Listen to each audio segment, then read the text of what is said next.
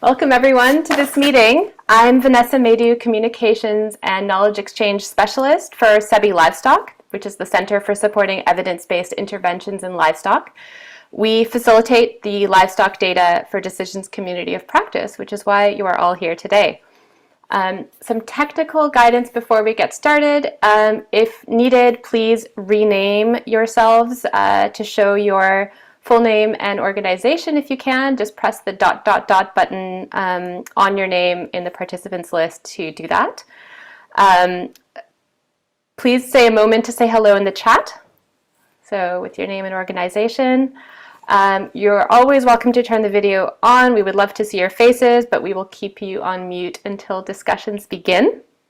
And you can use the chat anytime for questions and comments. We will do our best to address these throughout the meeting and during the dedicated Q&A session with our panel. So I'm going to move on and share our agenda for today. So first we'll start by outlining the week's events, and then we will have an update from Karen Smyth from the Secretariat, how we got here, so how we got to where we are. And then looking ahead to the future, an update from Andrew Bisson on behalf of our steering committee, where next. And finally, probably why you're all here, is the panel discussion on navigating from evidence to engagement in livestock research. So the overall aims of this whole week of engagement is to continue to explore thematic areas. This is part of an annual community meeting, so we have an exciting program of webinars and workshops on livestock data topics, including environment, pastoralist systems, ontologies, economic analysis, gender, and much more. We want to update on complementary livestock data initiatives, so we'll be hearing from groups including GBADS, the Global Burden for Animal Diseases, and the Jamil Observatory, as well as several others through our panels, and of course increased knowledge sharing, peer-to-peer exchange through Braindate. So our session program is jam-packed. We encourage you to join. You all have access to all of these sessions through your registration. So we have today, after our opening plenary, we will have a workshop on how can data empower responsible livestock development. Do encourage you to join if that's a topic of interest. Tomorrow we have 2 sessions. All of these times are in UK time, so please do the necessary conversions. We are launching the Livestock Project portal. We also have a session on decision-making in pastoralist systems. And then on Wednesday, we'll be hearing from the GBADS team on their work supporting investments in animal health using economic analysis, including opportunities for input and collaboration. Thursday, we have 2 exciting sessions, one focused on livestock data, FAIR, and ontology. So this is about using data standards. What are some of the obstacles and solutions? That's going to be a very practical, hands-on workshop if you're interested. And then we will have a gender-focused session, who benefits within livestock value chains. And that's also quite practical in terms of measuring gender disaggregated outcomes. Finally, Friday, we'll be hearing from the Jamil Observatory on their work to enhance drought prediction, preparation, and response, as well as climate resilience in dry areas. And then we invite you for a closing plenary community chat, celebration, whatever you want to call it. Come chat, give us feedback. That's going to be on Braindate. I'll give you more information on that soon. And in parallel to all of these plenary sessions, we will have peer-to-peer learning. I know many of you have already taken advantage of some of those opportunities, and we'll present a little demonstration at the end. So before you begin, I'm just going to do a quick poll to understand who's here. So pop that up on the screen. Take a moment to answer these questions, and then we'll share the results of the poll. Please go ahead.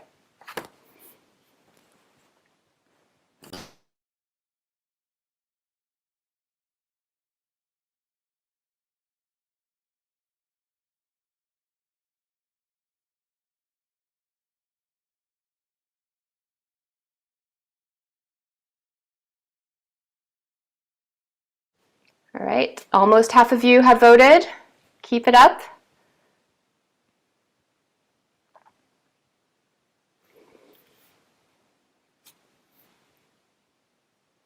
Okay, 10 seconds to get your votes in.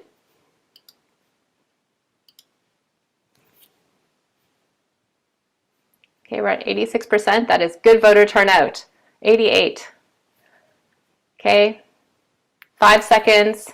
4, 3, 2, 1. Going to end the poll now and share these results with you. So we have 23% new participants. Welcome to you all. We're really glad to have you here. We have about 50% who have attended 1 or 2. Excellent to have some returning members. And 25%, we'll call them the usual suspects. We're really pleased to have you as always, and we appreciate your commitment and loyalty to the community. In terms of who's here, organizations, so we've got critical mass from academia, 42%, nonprofit, 13%. We have about 9% each from business and the UN system, 7% from funders, just 2%, one person from government. I think I know who that is, so welcome. That's really fantastic. That's really helpful to know who's here, so I hope that's useful. And then the final, what brings you here? I'm not sure I have access to that, but we will share those results shortly. But most of you answered networking and learning, so that's really fantastic. So thanks very much. And with that, we will move on. I'm going to hand over to Karen Smyth, who is Deputy Director of SEBI-Livestock and a member of the LD4D Secretariat. And she will present on how we got to where we are. So with that, I'll share my screen, ask Karen to turn her video on. Thank you, Vanessa. Just wait for the slides. Thanks, Vanessa, and hello, everyone. It's great to see so many people here. I am going to give you a very quick overview of LD4D, Livestock Data for Decisions, how we got here. From the poll, we've got 25 people who are new to the community, so useful to give you a little bit of a background to who we are. And we're delighted to say that we've got over 400 registered for this week's event. So we're hoping to have a great week ahead. Next slide, please. So the aim of LD4D is to drive better livestock decision-making in low and middle income countries through improved data and analytics. LD4D was created in 2017, and since then we have grown quite significantly, I think to over a network of over 700 people. We are sponsored by the Bill and Melinda Gates Foundation. It was their idea to create this community, and the community is run by the SEBI-Livestock Secretary, SEBI-Livestock, who acts as a secretariat to LD4D. Next slide, please. So I've identified a number of the challenges that the community face, but there are many more. Problems such as disparate data, the data being poor quality, there's a lack of data, there's a lack of resources to improve the data, and there's not a shared approach for data consumption. There's also a lack of evidence-based decision-making in this area. So between these challenges, it was felt that there was a need for a community of practice to work together on shared challenges and try and address these. And we do this in a number of ways. We do it through peer-to-peer learning, through knowledge exchanges, and also through working groups. We also try to encourage you to share your data successes, and we're very happy to put them on our website, livestockdata.org. So there's a lot of knowledge exchange within the community. So please, if you have some research outputs that you'd like to share, reach out to us and we will share them with you. Next slide, please.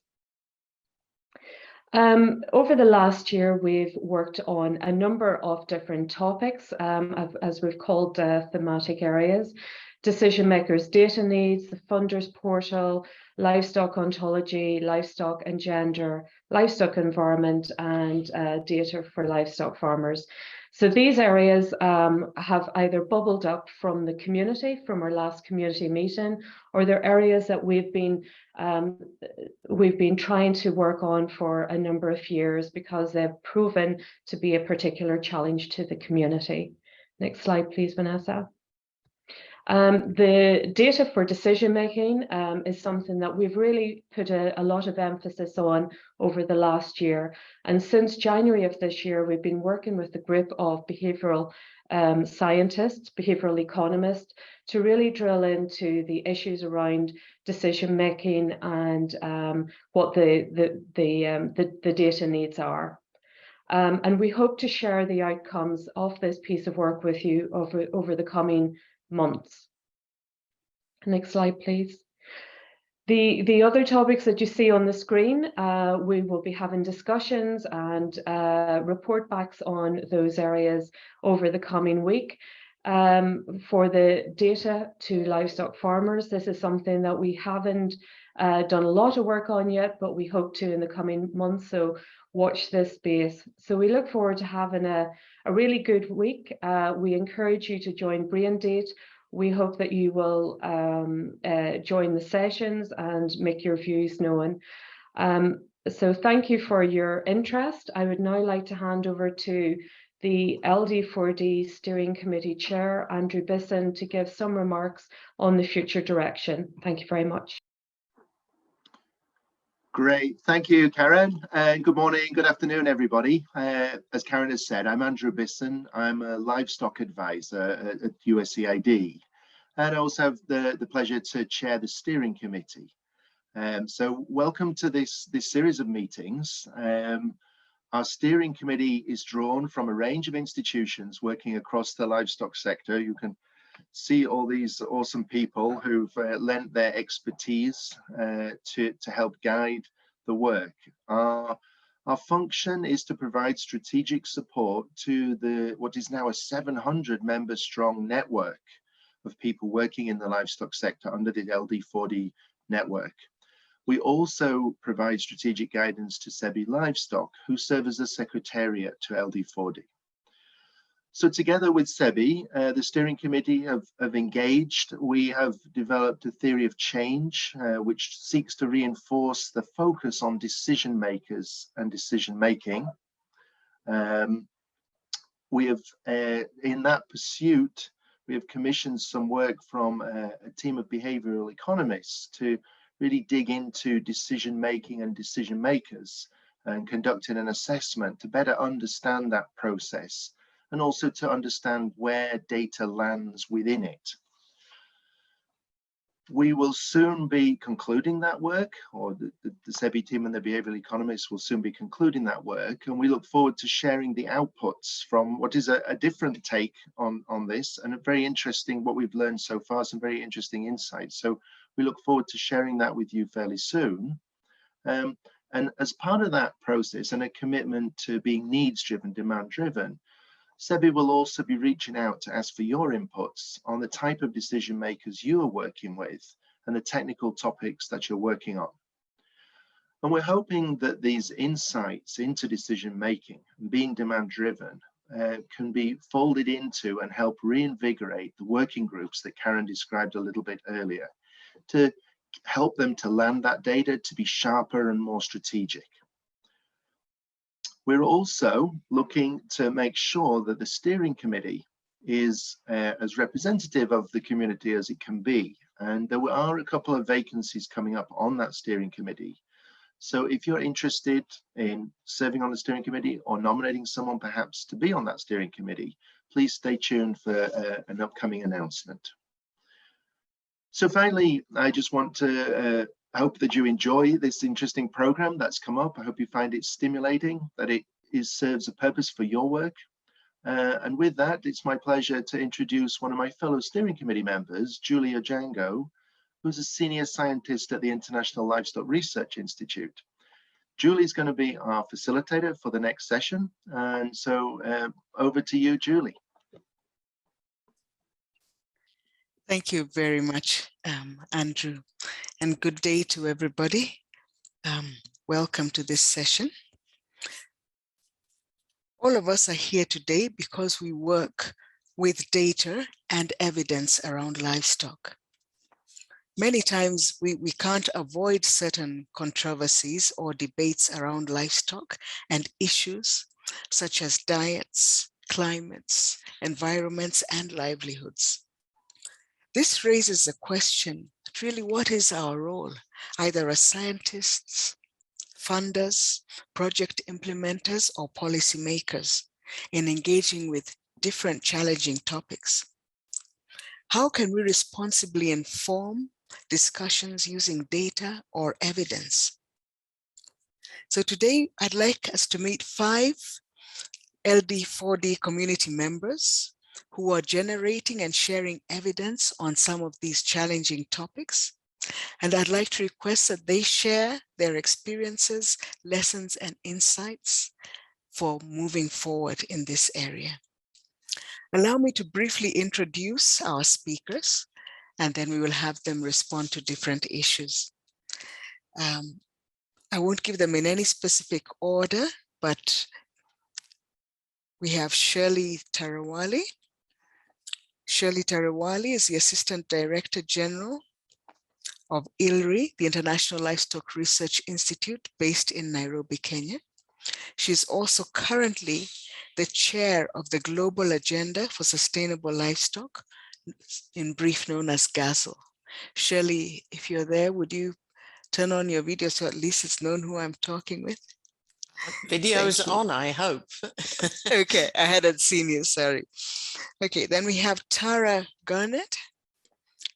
Tara is the director of Table, a global platform which seeks to facilitate informed discussions about how the food system can become sustainable, resilient, just, and ultimately good. Tara also is a co-investigator with the Livestock, Environment and People project known as LEAP. She's based at Oxford University. Then we have Bernard Kimoro. Bernard is the head of the Climate Change and Livestock Sustainability section at Kenya's State Department for Livestock. We have Gareth Salmon. Gareth is a senior researcher at SEBI-Livestock, based at the University of Edinburgh. His work includes research on livestock production and economic modeling, as well as monitoring and evaluation of livestock development projects. And we also have Anne Mottet. Anne is an agronomist and agroeconomist, currently working on sustainable livestock development at UNFAO. I'm sorry, I can't see all your photographs, so I'm hoping that you're all online. Welcome to all of you. Okay, as part of the panel discussion, I'd like to begin with a few questions. Probably I'd ask Shirley to be the first one to answer. Makes my life easier going down the list. And what I'd like to request each of the members of the panel to begin by sharing your experience or example, just in 3 minutes or less, what your initiative is about, who you are trying to inform or influence with the data that's generating. Give probably an example of what happened, what was successful, if yes or if not, why was it not successful? And we'd be interested to hear from you. So Shirley, thank you very much. Thanks very much, Julie. I'm going to give a few remarks about the GLAD project. GLAD is Global Sustainable Livestock advocacy for development. It's actually a long story because it's been around for about 10 years, but I'll see what I can share in just a few minutes. Going back to 2013, ILRI developed a new strategy. And in that strategy, we recognized that to achieve the ambitions we had of livestock solutions impacting development at scale, we had to be much more intentional about providing evidence for decision makers. We call it sometimes influencing. Why was that?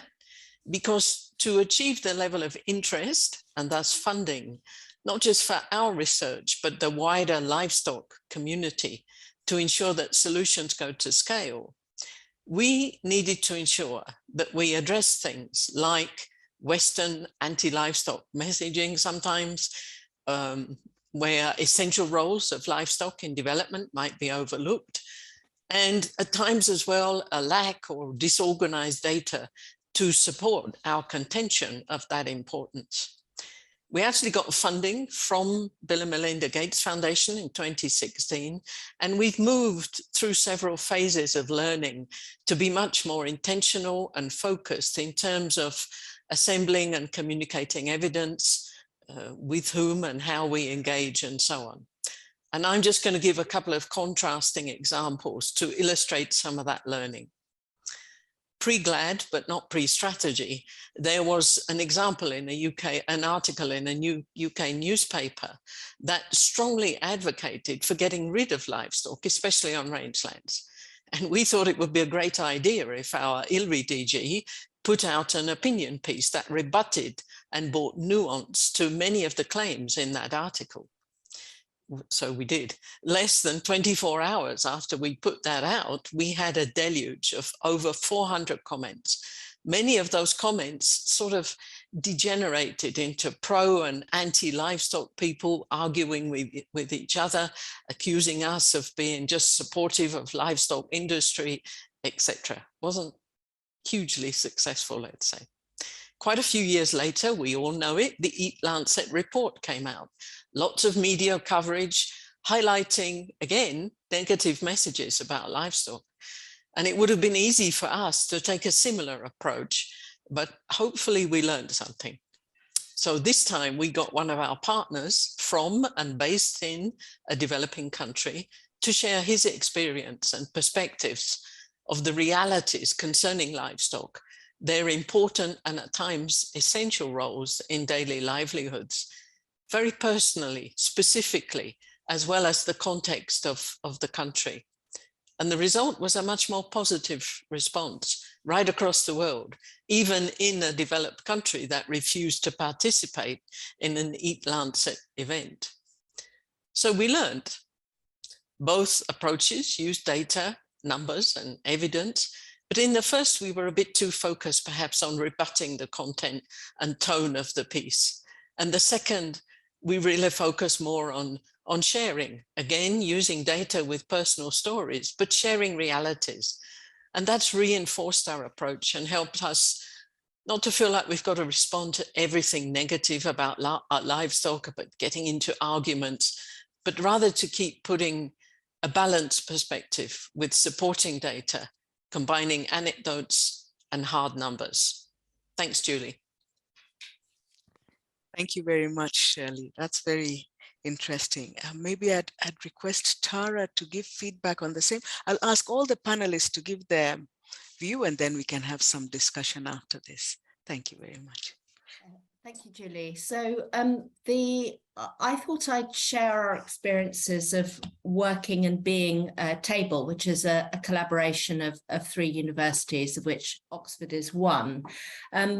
The rationale for setting up Table was the fact that I've been working on food-related issues for coming on for 30 years and had a particular interest in livestock. And as I learned and shared and went about my business and sat in different rooms and sat in different meetings and saw and read more and more and more evidence and studies and so on and so forth that focused on food in general and livestock in particular, I came to the understanding, as we all know on this panel, that a fact is never a fact. A fact is always context dependent. It's very much shaped by for example, the disciplinary background that someone comes from, their geographical context, like the view from where they are, and of course by their particular ideological framework. So we can have all these more and more evidence, but really what I felt it was really, really important to get to grips with was what we really talk about when we talk about food, and specifically what we really talk about when we talk about livestock. So what values do we bring to the selection and use of the evidence that we use to advance our particular position? So hence the rationale for Table. And what we try and do at Table is try and describe the different positions that are out there when it comes to contested topics. And when it comes to, for example, discussions about livestock, because we're not solely livestock focused, why do people disagree about, for example, the role of grazing ruminants in sequestering carbon from the atmosphere? Why do people disagree about the validity or otherwise of different metrics for specifically around methane for assessing the global warming contribution to livestock? Why do people disagree about the necessity of, for example, alternative proteins, or the way in which, from some perspectives, the monogastric, the intensive chicken can be the sort of the best kind of livestock, the most efficient way of producing animal protein, whereas for others that completely misses the point, and the role of the ruminant in recycling nutrients and so on and so forth is the way forward. So what we're trying to do is try and articulate the different positions have and how and why people disagree. And we do that through a number of different media. So taking into account the fact that, who is our audience is the question. Of course, the audience is the global food systems community, which can be policymakers, the media, civil society, academics, and indeed the ordinary citizen. And because different people have different preferred methods of communication and so forth, we run podcast series, we run events, and we also produce something called Explainers, which where we try and articulate the parameters of a disagreement. It could be around the role of agroecology in feeding the world, or the merits or otherwise of rewilding, and so on and so forth. What we try to do is get people who come from very, very different positions to peer review these pieces. So we're not asking them to agree. What we're asking them to agree on whether we have described the debates accurately. And so that's what we're trying to do. We're trying to provide clarity to the discussions about the future of food, and also to situate ourselves within this discussion. Nobody comes without their own values, and to try and be honest about those, so that we recognize that there is no perhaps such thing as a sort of godlike objective of truth, but that everything is sort of contingent in some way. I think that's enough for me for now. Wow, thank you. Thank you very much. I think I moved to Bernard. Yeah, thank you so much, Julie. And thank you for having me in this very distinguished panel. Like it was said before, I think I'm the odd one out, I think from government, from policy, but I'm glad to be here because then we can fill the void which is there.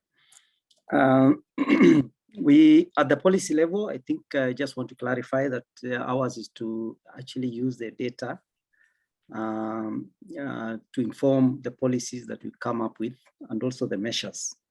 In Kenya, we have a number of policies that we are seeking to address, both in the agricultural sector, where the livestock subsector is, which also feed to the national level. From the policy perspective, probably what I can say is that there have been a number of controversial issues, especially in Kenya. regarding livestock. One such incident was the period when we were developing the long-term strategy for the country. Obviously, we began from the sectoral level, and there has been this indication that livestock is a culprit in terms of greenhouse gases in Kenya. It was really challenging for us to be able to provide evidence to show the contribution of livestock in the country. It was very easy for people to start saying we need to reduce the livestock numbers in Kenya, and especially those ones that are in the pastoral and agro-pastoral systems of production. So for us, as we were looking at developing the long-term strategy for Kenya, it then behoved that we try and identify the information and data sources to be able to demonstrate the importance of data for us to be informed adequately on the role that livestock actually plays in this country. We, at the pastoral and agro-pastoral systems, people have not been considering the aspects of the importance of livestock in biodiversity, for example, the fact that they're important for livelihoods. So some of this is quite scattered in terms of where it is available, but we have not been able to adequately consolidate and synthesize it to be able to inform the advocates of reduction of livestock numbers, especially in Kenya. So using the various data sources that we have had, we've been able to demonstrate the importance of livestock. And this has been through what you call the measurement, reporting, and verification system that we are developing in the livestock subsector. Working with a number of partners, we have consolidated the data. We are developing the system to move to higher precision methodologies of measuring the greenhouse gases. We are now in Tier 2 in dairy, and we are transitioning to Tier 2 in non-dairy ruminants. Which means from a policy perspective, then we have a number of aspects that we can look at beyond just looking at livestock numbers. The fact that now we have more data, we are sharpening the fact that we can be able to identify, for example, the nutrition aspects and more livestock nutrition aspects that we can address. Also hard composition and structure, which is really critical. So in a way, we have been a bit successful working through that, and it's work in progress. We feel that we still need a lot of data for evidence in what we are doing.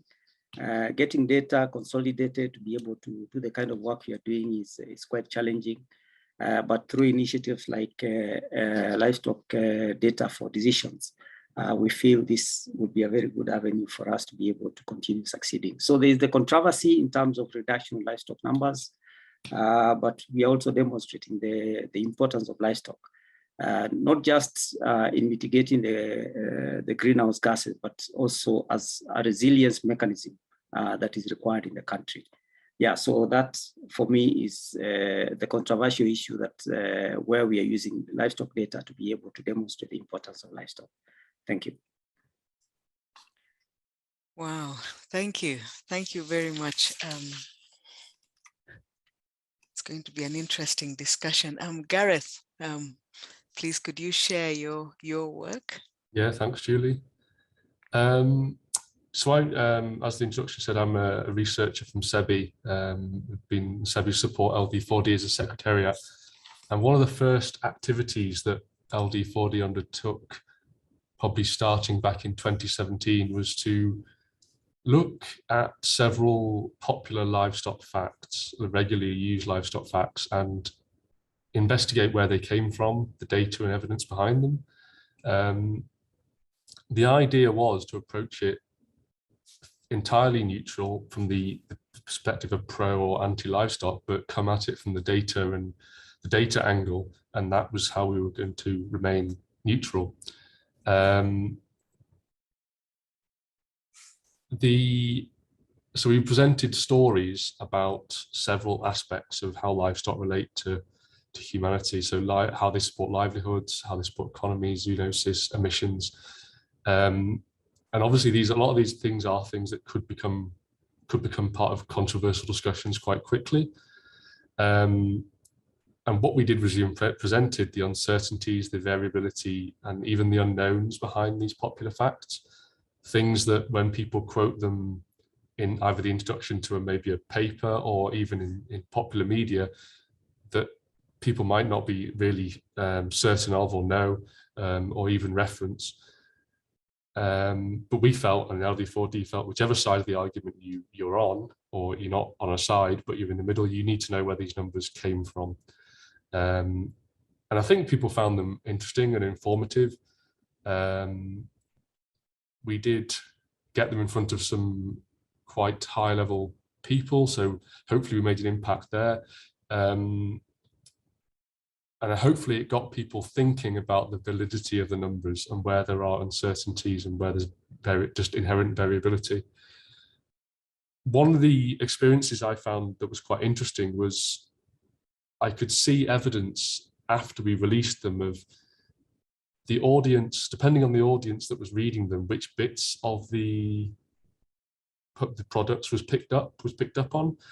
And it kind of just reinforced the idea that an audience's preconception or existing agenda is what will drive them, even though this product is something that is trying to be come at it from the data angle. So, for example, we did one fact sheet about the greenhouse gas emissions, the well-known kind of commonly used figure of 14.5% coming from livestock. In our fact sheet, that was only a tiny bit in the introduction that said, this is the fact we're going to investigate. And we went beneath that and looked at all the different emission intensities that exist in different production systems, different species.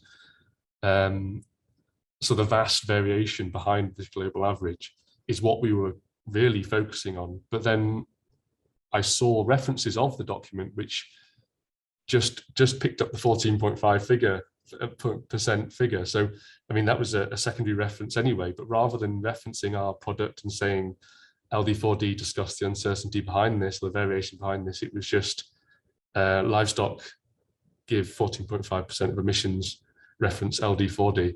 So it was just interesting to see that despite putting the evidence and data out there in front of an audience will, it feels like, will cherry pick what they want to match their preconceptions and agenda.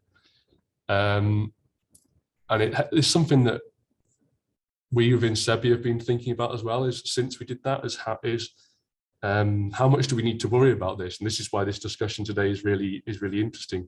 Maybe those preconceptions and agendas are influenced over time by data and evidence, and people, will slowly change their opinion, but maybe not. Maybe people will have and it probably depends on the agenda and the context. And also a challenge in coming at it from purely the data perspective is you do become a bystander in the discourse. So you're kind of on the side saying, this is the data, you need to look at the data, but you can be quite easily ignored in the discourse, in that discourse, which is quite heated sometimes. So yeah, I'm really looking forward to this discussion because it is a psychological, interesting area to think about. But thank you very much, Julie. Back to you. Thank you very much, Salmon. I think it's Anne. We have Anne to give us the work she does, and then we'll have a group discussion. Thank you. Thank you, Julie.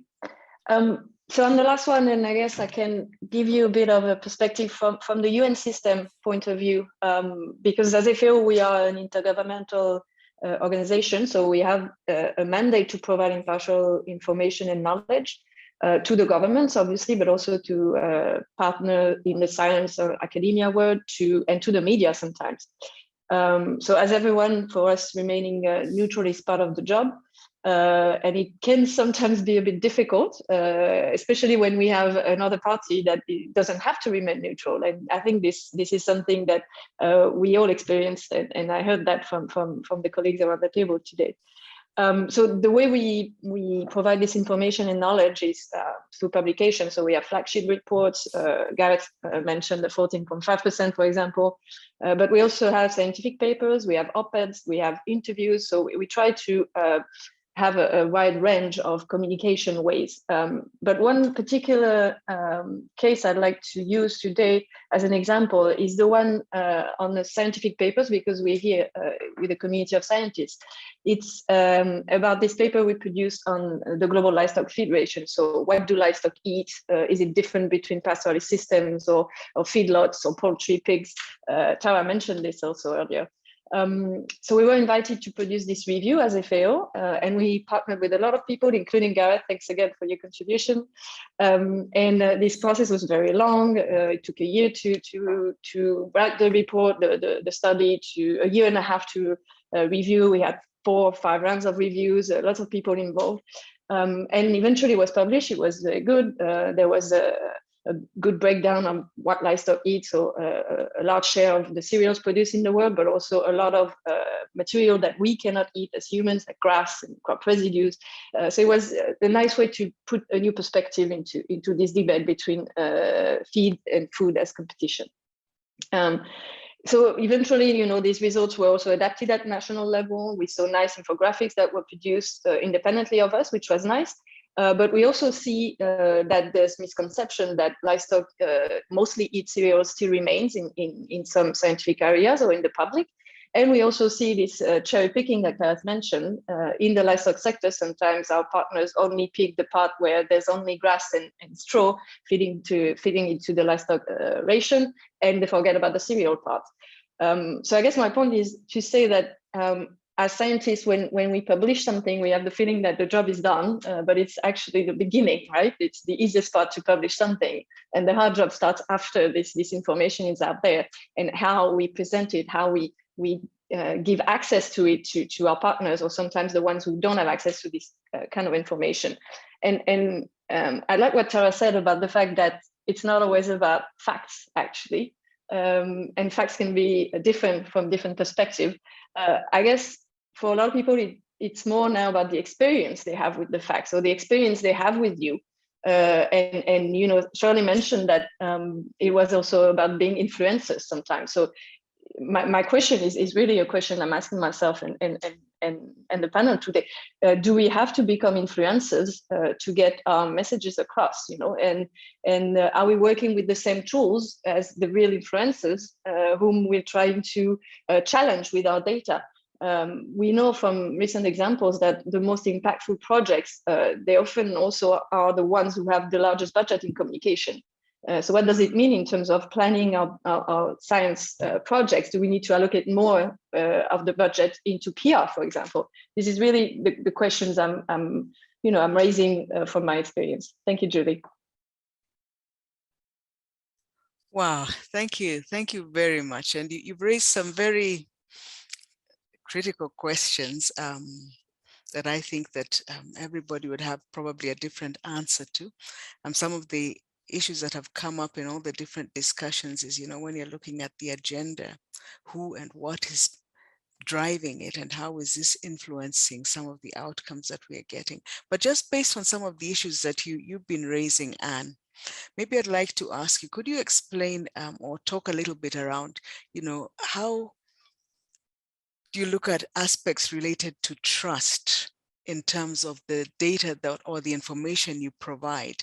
And how do you receive a lot of feedback or rebuttal in terms of is it trustworthy in its source, or do you receive criticisms on how you're generating this data? And how would you deal with these challenges related to trust? Thank you, Julie. I think we're quite privileged as FAO, because I don't think we suffer from a lack of trust.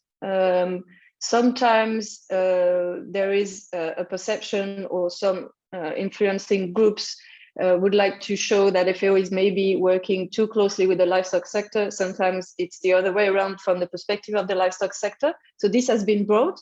But in terms of the data, I don't think there's an issue of trust, because we, as a UN organization, we have access to governments to provide data, but also to a lot of partners.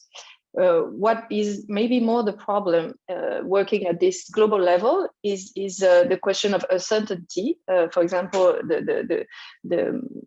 the flyer that Gareth mentioned about the uncertainty behind the 14.5% in terms of greenhouse gas emission is an important one to discuss. But this is not an easy topic to understand for a lot of people. The fact that, yes, we can speak at different levels, global level, more national level, sub-national level, and the uncertainty is what matters in this discussion. A global figure is important to have, but we also need to have the discussion. So I think in our case, it's more about the uncertainty than the trust. Thank you. Thank you very much. I'd like to throw the same question to Shirley, working again at an organization that works at kind of a global level. What are some of your experiences regarding trust related to the information you provide and regarding criticisms around the information that you share on data? I mean, we've had a bit of a challenge because of this nice acronym. So it's a very nice acronym, but it sounds a bit like we're just advocating for livestock. So we tried to insert sustainable in there as well. We want, as everybody, the whole sector to be more sustainable, and that's what we're really working towards. But I'm afraid GLAD has stuck, and so we sometimes get seen as a bit sort of advocating for livestock at any cost, and that's not what it's about. But there was a sort of a label that got a bit stuck there. So we really tried to be as balanced as we can in our messaging, and not just to say livestock are fantastic, but yes, like every sector, we've got to grapple with the ills of the sector. If we don't do something right, we'll end up with a very unsustainable livestock sector. So really trying to be not blind advocates, but really getting credibility through presenting the different viewpoints. I'm going to stop there, Julie, but I want to come back at some point on this whole issue of sort of complexity and how we're communicating on that. But let me be quiet so that others can comment on that question for now. Thank you very much. I'd like to hear Tara. Is it Tara who deals with table? What are your views regarding when you have a lot of this advocacy and trying to articulate different positions in terms of neutrality and trust in the information that you are sharing? Yeah, I mean, it's a huge question. I mean, as far as I see it, I feel that the real enemy out there is the false dichotomy. The idea that if you're not for me, you're against me. And this leads to the question of communications. It is so much easier to say, these are the baddies, these are the goodies, these are the facts of the argument, when, as everyone who's been on this panel has pointed out, is that it's complicated, it's nuanced, it's very context specific, and people don't necessarily want to hear that. And so the question and the challenge of communication is, I would say, it's not about putting things out, it's about trying to listen in and then engage in a dialogue. But in order for dialogue to work, I think people have to be very self-reflective and question their own assumptions and do that in an honest sort of way. So I think we need to move away from a focus on, here's the science, we're going to put it out and we're going to communicate it in some way, to say that we need to have conversation about it. I feel also that often you sort of can't win, that these facts develop their own truthiness, whether or not they are truth, and that can be very, very difficult. Just to give two or three very short examples, we produced a briefing paper looking at how looking at some of the debates around methane as it relates to livestock. And we got some Twitter response that the picture of sheep we had put on the cover under a kind of global Creative Commons license, the sheep didn't look happy enough. And that sort of proved that we were biased. Other comments that we have is that Oxford is a bunch of vegans, and again, in my little tiny team of 7 people, there is one vegan, of which that's not me, 2 vegetarians. So the bulk of them are omnivores. So it gets very, very personal, and I think this is something that all researchers have to engage with. That they're all about the science, but in fact, they are often attacked as individual human beings, and it just shows how the livestock question really, really gets to the heart of what people's values. And yeah, there's no easy answers there.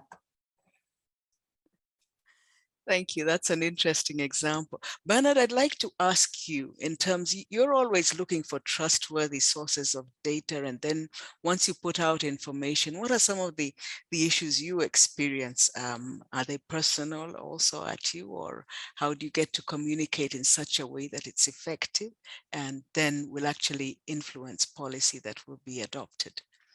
Yeah, thank you very much. That is quite interesting. I just wanted to say that from policy perspective, what we look for is data that is actually supposed to feed into our development goals.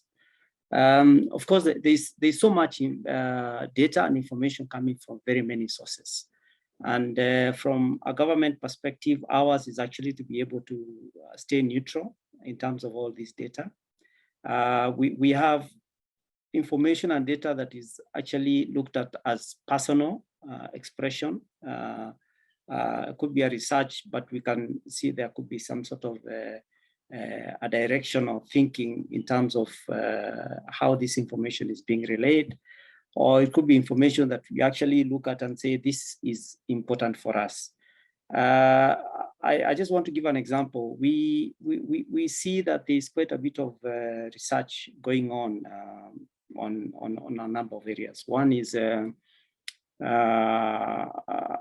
this has already been talked about, the fact that we are looking at the emission factors, for example, that are national. When we look at what we have as the figures from the national perspective, we find they are lower, for example. It may not necessarily be better than other countries, but we see there is also data that is coming that we may not trust in a way. And we also have a feeling that there is also information that we relay out there, whether it is through policy briefs that we generate, that people also don't look at and say, this is credible. So one way we have tried to go around that is to bring all the actors together, whether it is the research community or development partners or even the UN agencies, through a multi-stakeholder platform where we discuss some of these issues and say, okay, as government, we are neutral, we look at all data, but the most critical thing is how can we get data that can inform our sustainable development as a country? And that is how we try and remain neutral. I'd like to look at exactly what Anne talked about. Just like FAO, we also looked at as organizations that should be able to give out neutral information and bring all these issues that are from different perspectives. But how do they inform our sustainable development as a country? So that that for us is more critical. So there is still mistrust from us to the ones who are generating the data, but also there are those ones who we are also looking at and saying this data may not be able to apply for our case because like now we are told about reducing livestock numbers based on the emissions that is coming from livestock, or even reducing the intake of animal source feeds. And we know we still have deficiencies in terms of the intakes in these areas. So we look at that and we try and see which is the best fit for us as a country. Yeah. Thank you. Gareth, as you're listening to all of this and you're trying to bring together different sources of information in these fact sheets. How do you see your role in terms of being a broker, right, or an intermediary, and trying to ensure that you have a balanced kind of view? You hear everybody trying to talk of they're trying to be neutral, and yet you still also have to raise up critical issues that are affecting livestock in this. How do you see yourself as playing that role, and LD4D as, you know, being able to, you know, put to table, yes, facts, but also raise the bar in terms of some critical issues? Yeah, so I mean, with the fact check series, we tried to pick, first of all, a range of facts which kind of included what have historically been used as positive and negative facts. So some that kind of have been used in the past to say, oh, livestock are good because of this, or livestock are bad because of this. So that was the first kind of trying to be even in that. And then we tried, I think we did. We laid out data in an unbiased fashion, but what has always come back to our mind is that there will be inherent biases that we couldn't even kind of cater for. So, you know, like I was writing the text for these fact sheets, and I work in a vet school, I grew up on a farm, and I quite like cows. So it's there's probably something that's found its way into that writing, which you know, even me sitting there thinking, okay, you need to be neutral. There's probably something worked its way in. And I guess this relates to Michael's question in the chat, can you ever be totally neutral, and isn't there always an inherent bias? I guess there probably is an inherent bias, but it's about then challenging yourself to think, am I being biased here? Can I bring another side? Can I see another side? But something, when I was listening to the other panel members, something that came to my mind, and it'd be interesting to push it back to my panel colleagues to see what they think. But Tara said something, she said it's complicated, that phrase of like, if someone asks you, oh, livestock, so are they really that bad? The reply that I always end up giving is something like, oh, it's complicated. And you can straight away see like the frustration in their eyes and like, well, what do I do with that information? And I guess bringing it back to like data for decisions, if there's someone who wants to make a decision, people find it very hard to deal with uncertainty and variability, and they don't like hearing all that. They want to have a binary answer. And I guess in some circumstances as well, if the objective is to change a behavior or influence, which I guess could be considered as being bias in that case, if you think that you want investment into livestock development, or you want to reduce meat consumption in the UK, you can't, to cause that behavior change, you can't present all that uncertainty and variability to popular audiences, because then they will just say, well, you don't have the answer, you're not, you know, I'm not going to listen to you, I'm not going to change my behavior.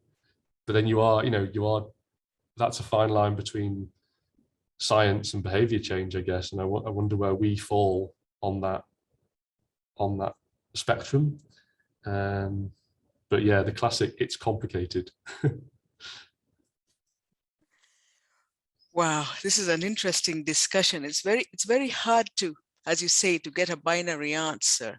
And yes, all the responses are, it's complicated, and it's complicated and difficult to summarize a response. Let me put another question out. I know I'm running out of time, Vanessa, sorry, but let me just raise a question that is being raised by Isabel. And the question is, as researchers, where does our work on generating, analyzing, and publishing results stop? And when does advocacy start? Should we spend, for example, 50% of our time trying to make our points clear, or can somebody else do that? So where's the division? Now, I don't know who I'm going to ask to answer. Maybe the panelists could raise their hand or something. Then I could, choose and say, okay, would you like to respond to this question?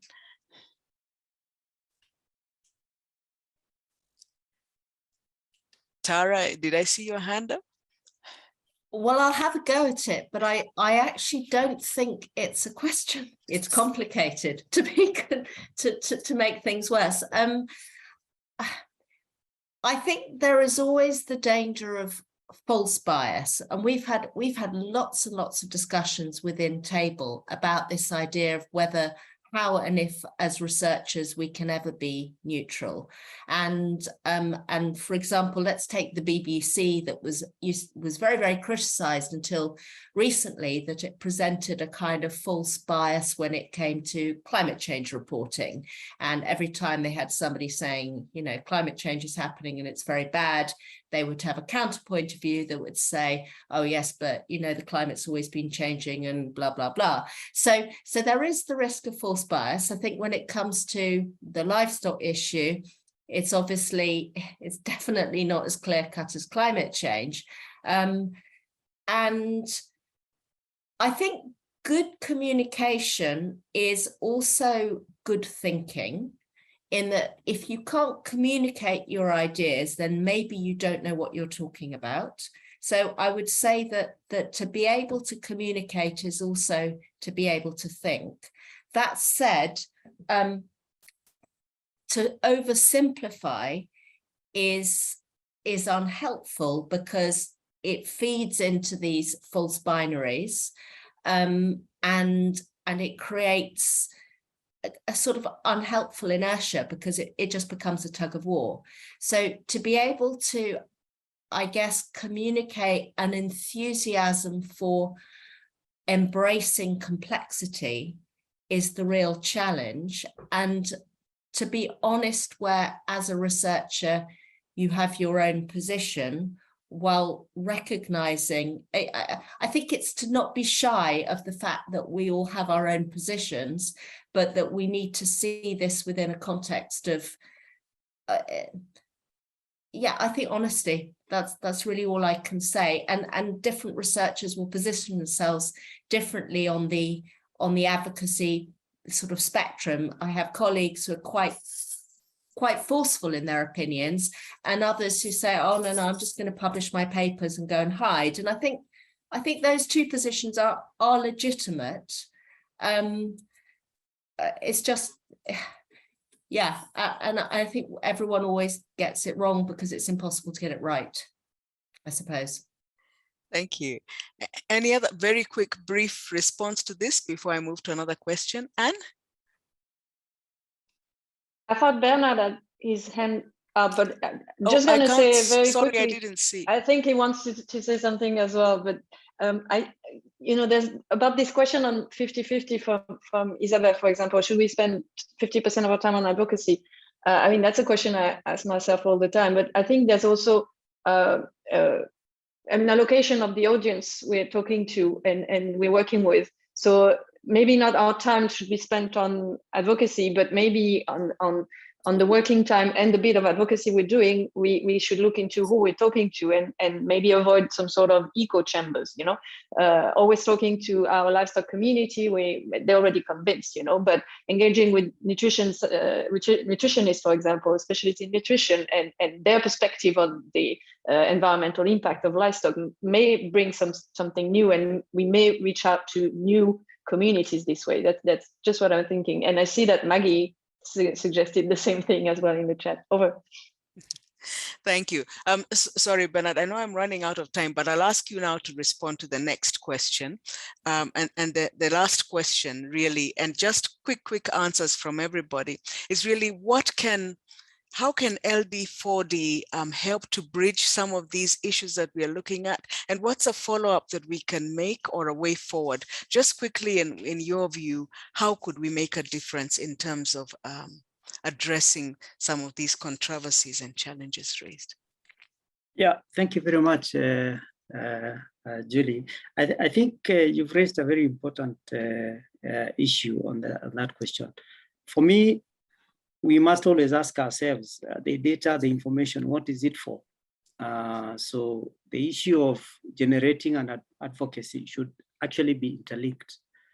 And the biggest problem that we see is that most of the research is project-based. Sometimes we have research which is generated or data that is generated, but beyond the project, then that is the end of it. I think we must find ways of transitioning this research into policies and measures that are supposed to address issues of climate change in the livestock subsector.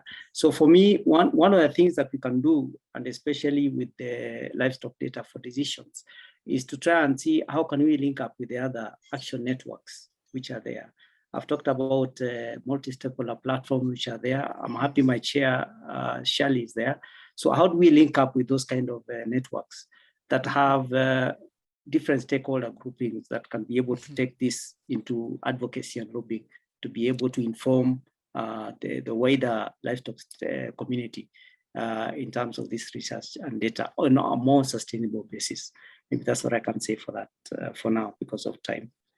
Thank you very much. You pointed to your chair, Shirley. Shirley, any thoughts on this? I'm just picking up on this sort of conversation that's emerged in this panel about the need to somehow grapple on the one hand with complexity. How do we grapple with complexity but come across with clear messages based on data? So that's one of the challenges that I think is out there for every one of us. But I also think that we have to somehow find a way to navigate these very sort of polarized discussions. It's not about, yes, we need livestock, or no, we don't need livestock. It's something somewhere in the middle, and in some places it might be one end or the other of that spectrum.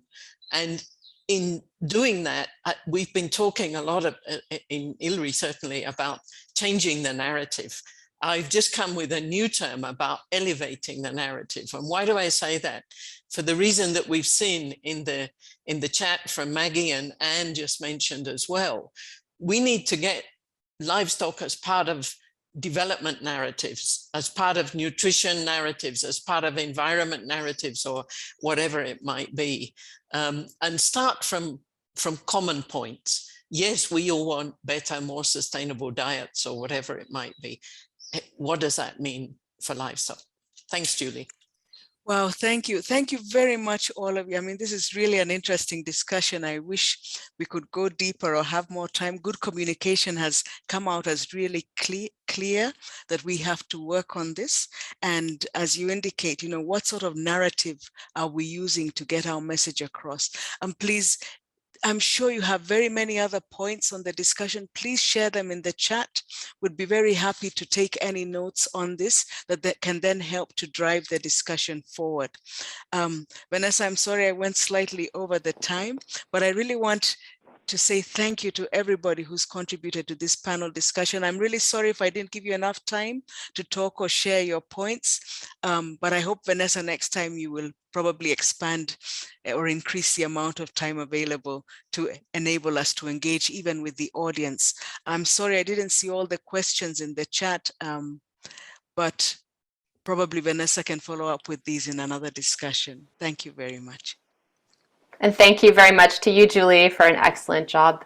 Well, I want to mention something before I leave, and that is about how can we continue these conversations.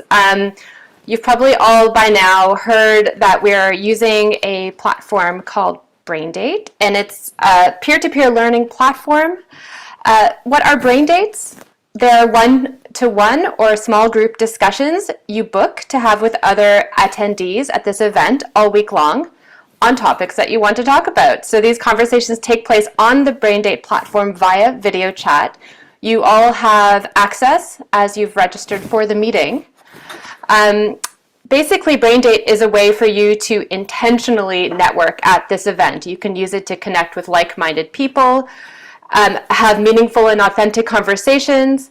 As you know, in face-to-face meetings, you can chat with other people after sessions, at coffee, at dinner, breakfast, whatever. And we really know this element has been missed. So we hope that Braindate can help fill that gap for you somewhat. You can use Braindate to learn from others, to brainstorm and find solutions to the unique challenges. You can meet mentors, collaborators, possible business partners, investors, or even friends. And at this event, you can really use Braindate to connect, share, and learn with other LD4D members. So I wanted to give you a preview. When you log in to the Braindate platform, that's ld4d.braindate.com. Alap will put the link in the chat. You'll get to this landing page where you can explore all the topics that have been posted There's some great topics on the agenda this week. We encourage you to book your spot. Spots are limited. For example, Gareth will be leading a discussion on how it is best to economically value the life of a livestock animal, and I'm guessing he doesn't have all the answers, so he needs you to join him for that conversation. Anne's colleague from FAO, Ugo Pica-Chamara, will be hosting a conversation on livestock data for action on the ground, exploring the missing pillar. He has 2 country reps from Egypt and Kenya joining him, so I think it would be really great to hear those points of view and join that conversation. There's a Brain Date tomorrow, hosted by Rebecca Doyle from the University of Edinburgh on measuring animal welfare, and that's a topic that probably hasn't had much attention through LD4D, so please do join her if you have any interest on that. A SEBI colleague, Christian, will be hosting a conversation on how do you measure a nation's livestock health. Big, big, big questions, so do join him for that. Almost all of the plenary discussions actually have set up follow-up brain dates. So if you want to keep the conversation flowing, just sign up for those. And we will have a closing celebration, reflection, feedback session on Friday at 4 o'clock. Very informal. Join us. Let us know what you think. Let us know how you want things to change in the future. I think it would be really great to see many of you there. So please do join us. And just the quick how to get started: log in, ld4d.braindate.com, create your profile, add your topics, join any topics you find interesting, create your own topics so that others can join you, and then turn up to your meetings. And don't forget, it really helps to adjust your time zone so you're not accidentally booking things in the middle of the night, and to synchronize your calendar so that you get reminders and you can see when it's busy. So it just basically helps you figure out when you're available. So please go ahead, do that. I encourage you all, and we can't wait to see you. So yeah, these are some of the follow-up sessions. You can explore those all on the Brain Date homepage. So with that, we thank you very much. If you want to get in touch, here's how you do it. We're on Twitter, we're by email, livestockdata.org. We look forward to seeing you at more and more sessions, and thanks again.